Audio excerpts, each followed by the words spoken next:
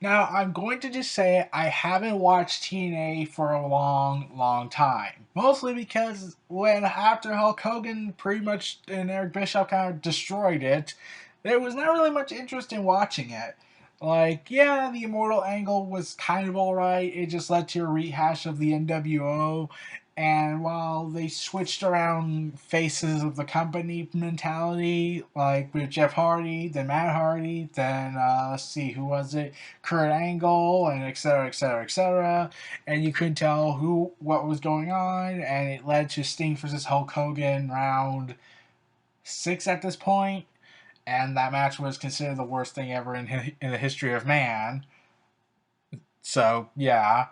Um, then years go by, and you're surprised TNA is still operating because they've been having close calls with bankruptcy in recent years. And then there was this whole controversy with ownership issues that happened this year and all that. And it looked like TNA's done for. Like, there's nothing interesting about it. It had a great product going before Hulk Hogan and Eric Bischoff joined the fray. And then it started going downhill from here. Like, they started taking away everything that made it unique and made it stand out differently from WWE to just being a carbon copy of WWE. And then all of a sudden, TNA started to try to go back to its old roots, but it's hard to do that to fix the damages that was done by Bischoff and Hogan. And well, yeah, and like all the payments are going out haywire. Like Dixie Carter didn't know what to do. Billy Corgan didn't know what to do. Like a lot of people didn't know what to do. Like it led to lawsuits left and right, and TNA wasn't paying people. Like you would think there is no way that anything could work. Like how on earth are you going to be able to fix the damages here? How are you going to get back your audience? Well, we don't know the future of TNA for certain, but we do know one thing: two people made TNA interesting again. But I don't know how long that's going to last, seeing how their contracts are set to expire in a couple of months, and in 2017 around April, I recall, though they could have signed new contracts by now, but that's the last time I heard about it. And those two are Broken Matt Hardy and Brother Nero Jeff Hardy, aka the Broken Hardys.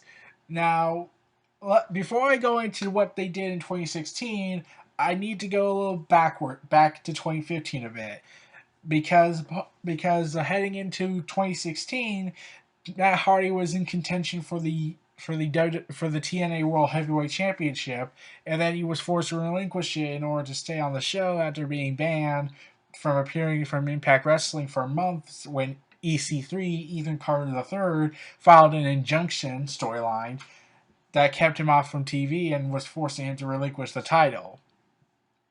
However, Matt Hardy had been participating in the TNA World Title Series for that vacated title. He qualified to the round of 16 by defeating Davey Richards, Robbie E, and Eddie Edwards. He then advanced to round 8 by defeating the King of the Mountain champion Bobby Roode and then Jesse Gutierrez to continue his winning streak. The semifinals and finals were held. Now we get to 2016. Were held on the January 5th episode of Impact Wrestling during his debut on Pop TV, in which he defeated Eric Young to advance to the final round. Hardy faced Ethan Carter III in a TNA World Title Series finale, but lost the match via pinfall. So that sucked. And Hardy won the TNA World Title a few weeks later, heading in on January 19, 2016, on an episode of Impact Wrestling, because at this point they had to cut back on all their pay-per-views. Now they only get a couple of pay-per-views a year, which is a breath of fresh air. And considering that WWE does 12 to 13 to 17 pay-per-views a year now, especially after the brand extension, it led to oversaturation. Let's just say that. I don't know how it's going to go down this year, but we'll see. So, anyways, Matt Hardy turned heel afterwards after Tyrus betrayed EC3 the following week of Impact Wrestling. Oh, let me just say that on January 12th of Impact Wrestling, Jeff Hardy came back and made his in-ring return in a segment that involved Ethan Carter denying Hardy an opportunity to face him for the TNA World Championship. Instead of bringing out Shuren to face Hardy, who bring instead of bringing out instead bringing out a guy named Syrian to face Hardy and won the match. So, anyways, on the January 26th episode, Hardy issued a challenge to the now turned heel Matt Hardy for the TNA World Heavyweight Championship as the match was set to begin, and he was attacked by Eric Young and Bram. Now, prior to this, Matt Hardy had turned heel after joining with Tyrus after Tyrus betrayed EC3, and Jeff Hardy confronted him about this issue, and Matt Hardy accepted. But before they could do the match, like I said, Eric Young and Bram came out and attacked him from Jeff Hardy from behind. Kurt Angle would then come out to try and save Jeff, and Matt would have Tyrus attack Angle from behind while Matt watched from the ramp. Young hit Jeff with a pile driver off the apron through a table. And the following week, he successfully retained his title. Matt Hardy successfully retained his title against Kurt Angle. At Lockdown, he retained his title again in a six-sided steel cage match against Ethan Carter III with the help of Rockstar Spud. He lost his title against Drew Galileo on the March 15th episode of Impact Wrestling after a match featuring EC3 and Jeff Hardy. Now, let's get back to Jeff Hardy and see how he was doing around this time. Hardy made his return on the March 15th episode of Impact Wrestling, facing Aaron Young in a winning effort to determine the third challenger for the TNA World Heavyweight Championship in that main event of the show, which included his brother and Ethan Carter III, but lost it after interference from Young and Bram. After the match, Drew Galileo cashed in his Feast or Fried briefcase and defeated Matt Hardy to capture the TNA World Heavyweight Championship. And this is when things go crazy. You see, 2 weeks after he had lost his 2 weeks later, Matt Hardy had his title rematch, but again in a losing effort, and he was angry at Jeff for it. He wanted an I Quit match afterwards and had it after defeating Jeff and Drew Galileo in a tag team match with Tyrus. In the main event, an I Quit match, I must remind. The match eventually ended up in a no contest as both Matt and Jeff were badly injured, and Matt was taken out to the hospital on a stretcher, ending the show. And then, meanwhile, after this whole chaotic thing that was going on, let's get back to Jeff Hardy. Matt had told Jeff that he was not worthy of the Hardy name. Like, I know I'm going back and forth, but I need to go back and forth between Matt and Jeff Hardy. Like, I'm trying to do a retrospective of 2016 for two guys at one video, so because they're so connected with each other, so I have no choice, in my opinion.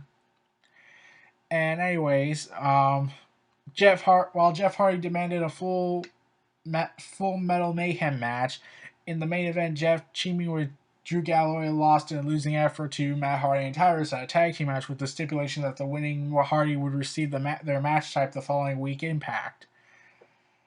And they would fight in a no DQ I Quit match, and since neither could continue, on the May 10th episode of Impact Wrestling, he teamed up with James Storms against Decay in a losing effort after imposter Willow distracted Hardy. After the match, Hardy searched backstage for the imposter and would end up being attacked by 3 different people dressed as Willow. And then we get the twist. What a twist! Hardy returned on May 17th, revealing himself to be one of the imposter Willows behind the attacks on his brother Jeff. He was later attacked during that episode's main event, pushing him off the turnbuckle when he was attempting the Swanton Bomb on Mike Bennett. In the following weeks, Hardy underwent the great metamorphosis that we would all come to love. He became Broken Matt Hardy, with part of his hair bleached, along with a strange British Shakespearean-like accent, blaming Jeff, who he began to refer to as Brother Nero, Nero being Jeff Hardy's middle name, for breaking him and becoming obsessed with deleting him. And then it led to a match between the two at Slammiversary, which Jeff Hardy won. And when I saw this, I was like, okay, you deliver this interesting character that Matt Hardy is now turned into, and he loses in his first debut in this gimmick. Why exactly? Like, I don't get it. Like, that just seems counterproductive. Like, how are people going to take it seriously?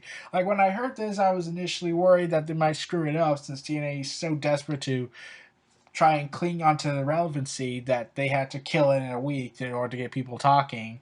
But luckily, like AJ Styles, I was proven wrong with how they would do this. So, anyways, on the May 17th episode of Impact Wrestling, Hardy would face one of the imposter Willows in a winning effort to ultimately be attacked by another imposter while trying to unmask the one he had just defeated, both imposters, who were revealed to be the now broken Matt Hardy, like I said. On the May 24th episode of Impact Wrestling, Jeff won a 2-on-1 handicap ladder match to secure a Full Metal Mayhem match against Matt Hardy at Slammiversary. On June 12th of that Slammiversary, Jeff defeated Matt, and then it led to let's see. Let's see. I'm trying to keep track of everything. Uh, Matt also was defeated by Jeff in a 6 Sides of Steel match on the June 21st episode of Impact Wrestling, and this led to one final battle between the two. Matt Hardy, Broken Matt challenged Jeff Hardy, aka Brother Nero, to a final battle with the Hardy brand on the line to take place at their home in Cameron, North Carolina the next week, ending with Matt attacking Jeff. And then it led to probably the most over-the-top, most disturbing in terms of weirdness, and most craziest angle you will ever possibly see in all of wrestling. The final deletion.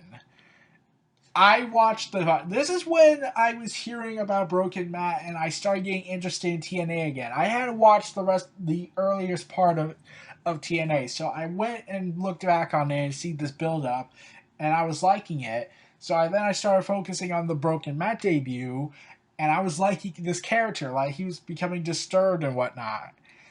Now, when I watched the final deletion, the reason why I never talked about it in a video separately was because I wanted to see how the year goes around for Matt Hardy and Jeff Hardy, and it led to some very interesting, great moments. Yeah.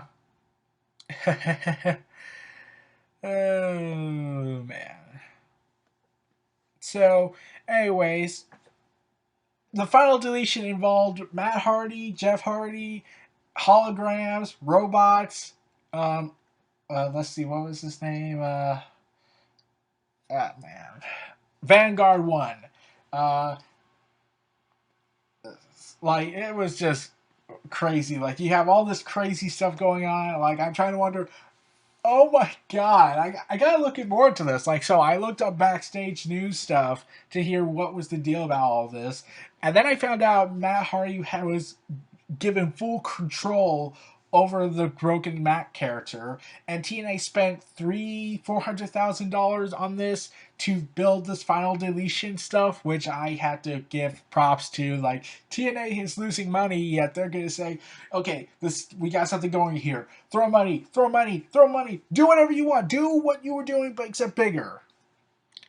And it was just so crazy, and some people might say it was revolutionary for that to happen because just a few weeks after the final deletion, apparently it took notice in WWE because they did a similar yet smaller version of the final deletion with Bray Wyatt of the Wyatt family against the New Day, called The Compound. Or the Wyatt Compound. And that led to people getting more interested in what Broken Matt was doing, and in turn gained TNA more publicity because WWE just acknowledged, yeah, you got something going on here. Don't screw it up, pretty much. And I'll get to the potential of Broken Matt probably going to WWE. Like I'll talk about that at the end and my one problem with it. But moving on, afterwards, Jeff Hardy lost the match and was forced to drop his last name and become referred to as Brother Nero. And this led to some weird things that happened after the final deletion. You see, there was an incident at an indie event where Jeff Hardy just lost it for some reason and started slamming himself on tables, chairs, and doing high flying spots. And everyone was concerned about it. Like, everyone was freaking out. Like, what's wrong, Matt? Like, what's wrong, Jeff? Is everything okay? Are you on drugs again? Because Jeff Hardy has a drug history problem. And a lot of people were concerned. And then Matt Hardy posted the video saying like, "Brother Nero is broken. He shall be deleted." And I was really liking Matt Hardy's accent he had. Like, he just said like, "Delete, delete, delete, delete," and that caught on. Like, let's see, it's probably the most popular chant going on right now behind the yes chant, and 10. Also what, but that I don't really want to count that one. Like, you start hearing the delete chant on TNA, like you would expect that. But then you start hearing it on the other shows, such as Ring of Honor, New Japan Pro Wrestling, and then you start hearing it in WWE from the fans. Whenever a character ref said obsolete or delete or obliterate or something like that, all of a sudden you start hearing the fans chanting, "Delete, delete, delete, delete, delete, delete, delete." And that really showed how popular Broken Man was going to become. And then the Young Bucks started mocking the delete chant by doing "Delete, suck it, delete, suck it." And I was like, okay, you got something going on here. Please do this right. I was really looking forward to see what they would do. So afterwards, Matt and Jeff started forming a small alliance of sorts. So, like, Matt would try to break Jeff Hardy, including Jeff crash his motorcycle while doing a stunt to prove his courage to Matt. This is storyline. This did not really happen. He was not really hurt. And it led to like throw himself, like Jeff Hardy and Matt was like having this weird connection going on, and Matt was trying to force Jeff Hardy to stop using his flying moves in order to stop him from being a spot monkey, which led to some ironic statements by fans. So, anyways, on August 11th, Jeff and Matt defeated the Tribunal group. Afterwards, Jeff finally snapped. Executing multiple twists of faith on the members of the Tribunal, he then proceeded to throw himself over the top rope onto Al Snow through a table before executing a swanton bomb off another table, driving himself through it and going insane in the process. And Matt laughed and Jeff joined him, admitting that he was Brother Nero. Matt declared that Jeff was broken now, and that would lead to the group called Broken Hardys. And on the August 18th episode of Impact Wrestling, the team of Broken Man and Brother Nero defeated the Bromans, the Tribunal, and the Helms Dynasty in an Ascension to Hell Fatal 4-Way number one contenders ladder match for an opportunity to challenge Decay for the TNA World Tag Team Championships. Matt climbed the ladder and grabbed the contract, following Nero sacrificing himself by jumping off the ladder onto Trevor Lee. So this led to having a feud war with the Decay group, Abyss, and two other people I don't remember. And this would start a slow face turn for Matt. He was grateful that Brother Nero sacrificed himself for that. And then Hardy was able to confront Rosemary, like, throughout the weeks, Matt began showing signs of a face turn when they were feuding with Decay, and on September 8th, they faced Decay in a match held at the Hardy compound dubbed Delete or Decay, which was the sequel to The Final Deletion. And luckily, they didn't just call it Final Deletion 2, because that would have been stupid. Instead, they called it Delete or Decay, and I watched that, and it was just bigger and crazier as the last one. And I really like that line when Matt Hardy says, "Decay! I knew you'd come." Because, okay, then they started bringing in Matt Hardy's wife and Matt Hardy's 1-year-old son, I believe. King Maxwell, as he called himself. And also, let me go back to Final Deletion. When Matt Hardy began his long-winded speech saying like when his wife asked him, "Where's your gift for Maxwell?" and Matt Hardy began this big speech, I was like, "You have nothing, do you? You have nothing tangible." I wanted to laugh at that. Like he's going on and on about the Hardy name and like it's too enormous for mere present. And I'm like, could you just not shut up? You're just so funny and over the top with this gimmick. Like, if your gimmick is catching on, and this led to Matt Hardy ultimately turning face when they finally decided to, when Brother Nero sacrificed himself for Matt Hardy during the Battle of Delete or Decay from Abyss when he threw Betty, was it? I'm trying to remember the name of his barbed wire 2x4. No, not barbed wire 2x4, spiked 2x4, I think. It's been so long, I've lost track on that. Um, and Hardy was able to confront Rosemary and prevent his son Maxwell from being abducted, confirming Matt Hardy's face turned in the process.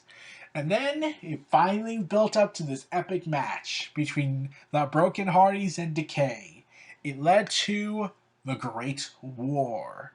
And then I followed him on Twitter. You see, during the whole thing, I followed him on Twitter. And he was really entertaining on Twitter. Like, if you don't follow him on Twitter, you're missing out. Because he started acknowledging the other independent promotions. He started acknowledging WWE. He called Mr. McMahon McMahon with two E's in it. MEEK and man in it. And, like, and when Senior Benjamin was, quote, kidnapped by Decay, he actually showed up at WWE headquarters showing up at his gimmick. Like, he was really taking this gimmick seriously. Like, he was method acting, I think. In fact, it reminds me of a guy who was method acting as the Joker. Huh. So, yeah, this was all part of this big build up. Like, it was crossing over with the other promotions, and they had to be mostly non-televised because TNA had no deals with other companies to broadcast it on live television, I believe, since it was never on TV. But and then it led to more build up for who the Broken Matt character was, like the Lake of Reincarnation. Like he threw Brother Nero down into it, and Brother Nero referenced back to Immortal, which was just hilarious when he was all drugged, looks like all stoned out of his head, and being all I'm cool, I'm whatnot, and then Matt Hardy just threw him back into the lake, and like okay, yeah, that was kind of funny. So at Bound for Glory, Matt Hardy and Brother Nero teamed up to fight Decay in what was dubbed the Great War, which basically was a big, huge no disqualification match. Afterwards, Matt would allow Brother Nero to indulge on his addiction and perform a swanton bomb on Crazy Steve, winning the Tag Team Championships of TNA for the second time. During the match, Brother Nero transformed into Willow, which I'm going to just say it just happens, and his Hardy Show persona Itchweed during the into Willow and his Hardy Show persona Itchweed during the pre-recorded backstage fighting. And I was like, oh god. Like, okay, there is no words to describe the Broken Hardys year so far of 2016. Like, we're only in October and they have already pushed the envelope to absurdity.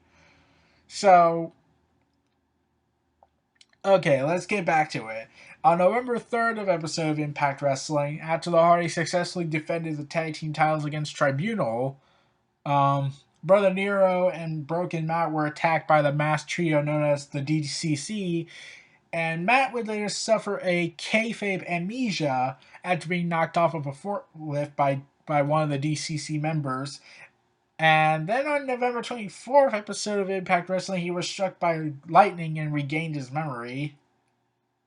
Okay.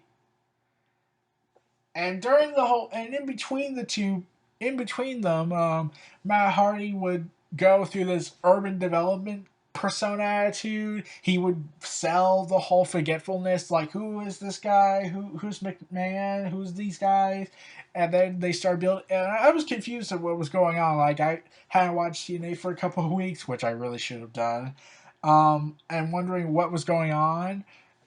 And then all of a sudden, it was going crazy. Like he was, like he would show his signs of the old broken mat and whatnot. But how does Brother Nero fix this problem?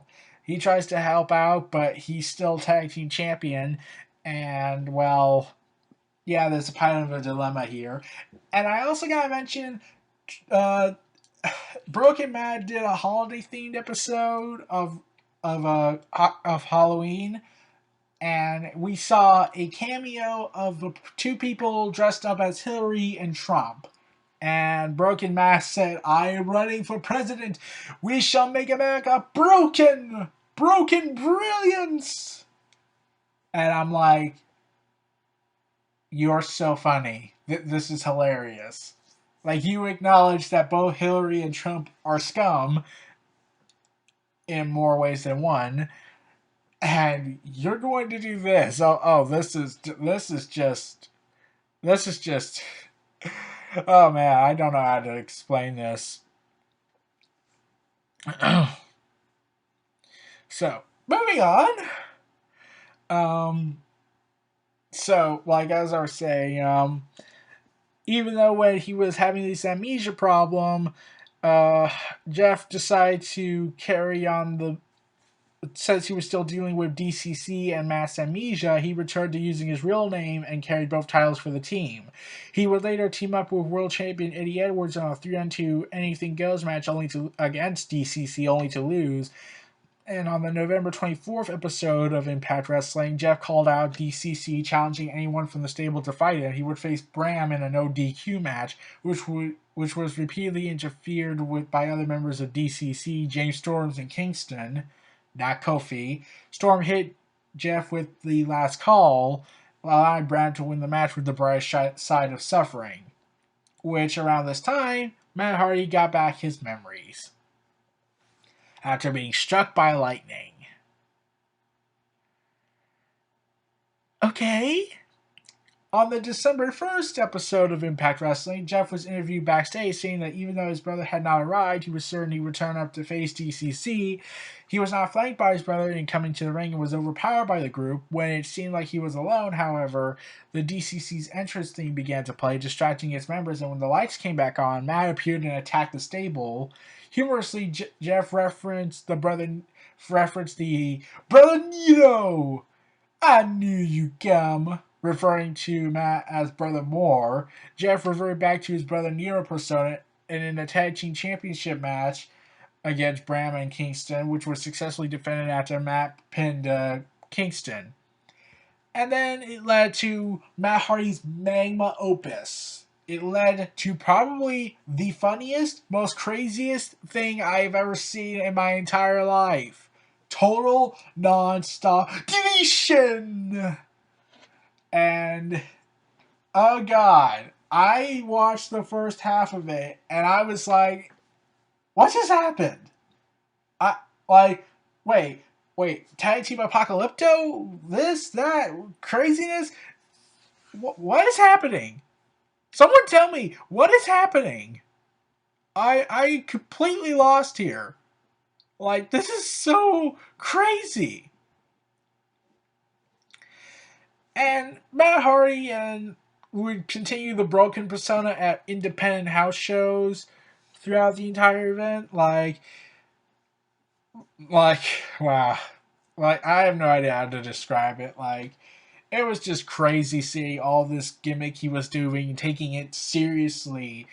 And, well, there's no way this was possible. Like, Matt Hardy has been known to be creative while his brother was more charismatic. And I did love after they had won the Great War, they did this song together singing this. They'll fade away and classify themselves as obsolete. Obsolete! They'll fade away and classify themselves as obsolete. Obsolete! they'll fade away and classify themselves as obsolete, obsolete, which became Jeff Hardy's trademark, obsolete, while Broken Matt was delete.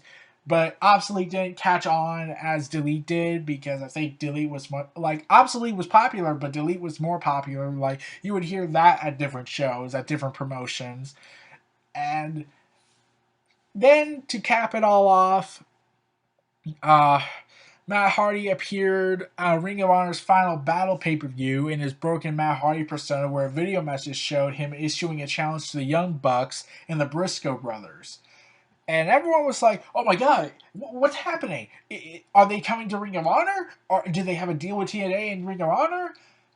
No. You will not be seeing that match. Well, sort of. You will see the match, just not on television. It's a house show event, and it's going to happen around WrestleMania season, since that's the correct timeline, I believe. And it's going to be crazy, I bet, because the Young Bucks have mocked the Broken Hardys, repeatedly chanting the delete chant, and also adding in the DX Suck It. So yeah, it was just crazy. And Matt Hardy even said that he would be interested in buying TNA and calling it total nonstop deletion. And he kind of got his wish with his promotion thing. Like, TNA really went all out with this. Like, I was really impressed. This was the year of the Broken Hardys in TNA. Like, if you, like, yeah, they did have the world title, but, like, there is no way I probably would have been interested in TNA again if it wasn't for the Broken Hardy storyline. And to cap it all off, Matt Hardy decided to use his gimmick another time to announce that he and his wife were having a son and gonna have another kid.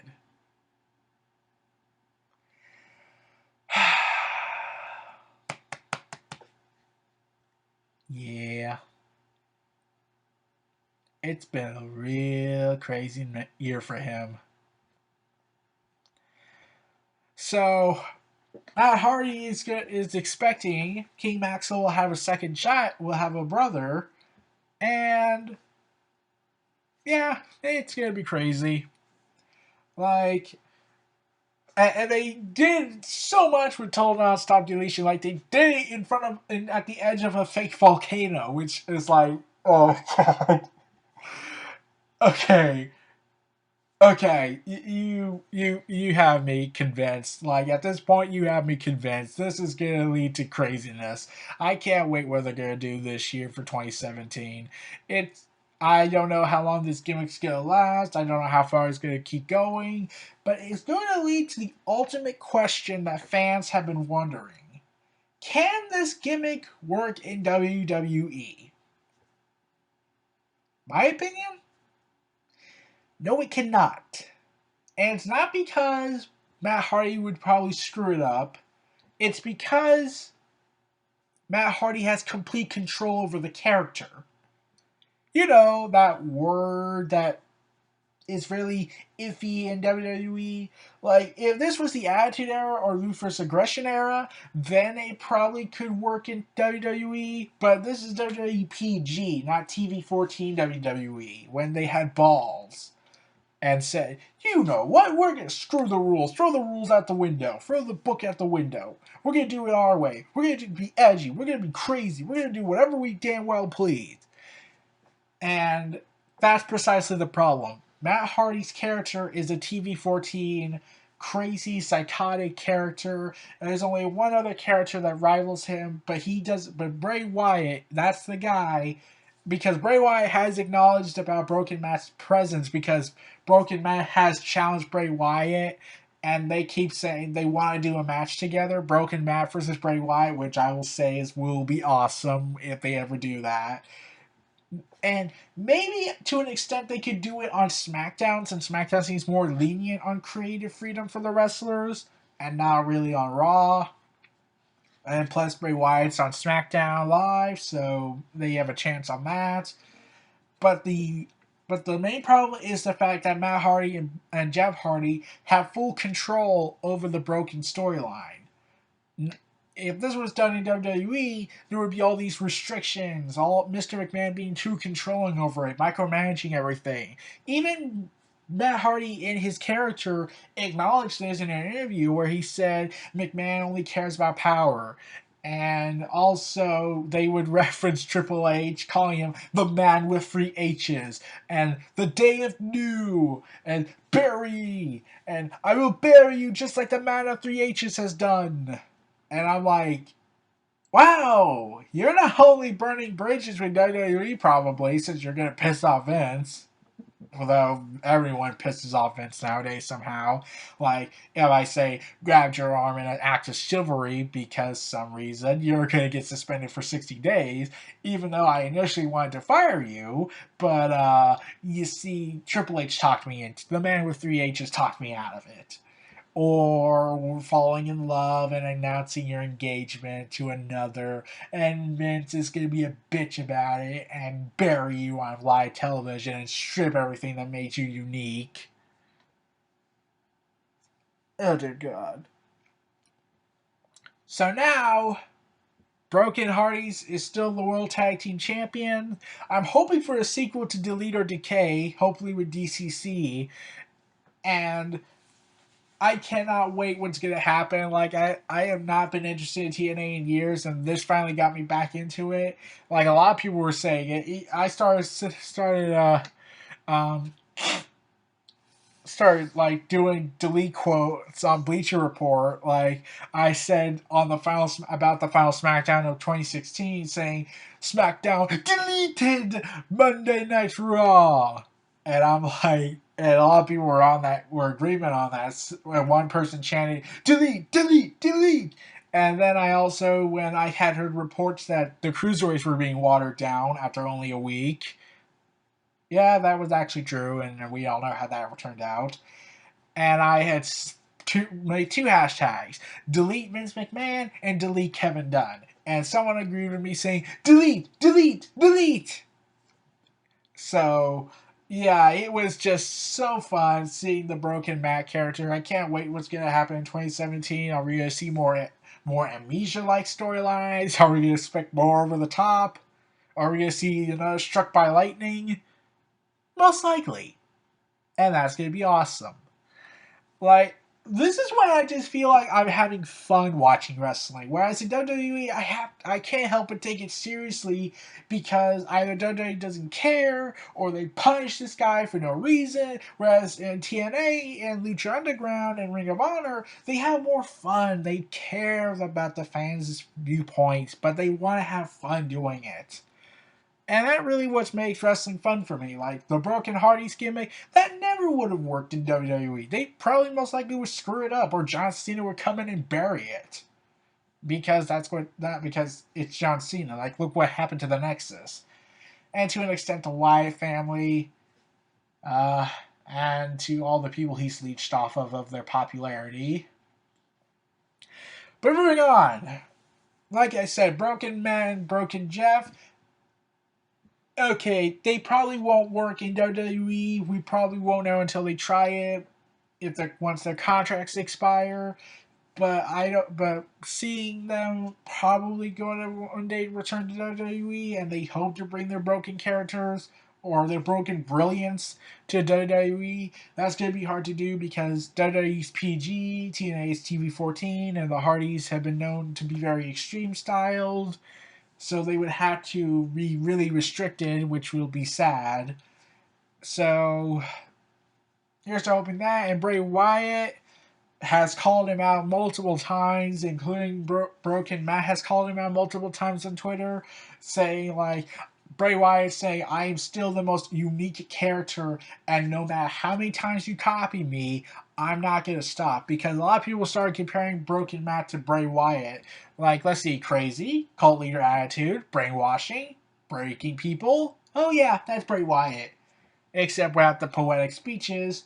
I mean, like, he still does speeches, but not the rhetoric, the advanced literature attitude he has that Bray Wyatt possesses, and the cryptic speaking, whereas Broken Matt's more direct about it and actually would just say, yeah, I'm going to delete you.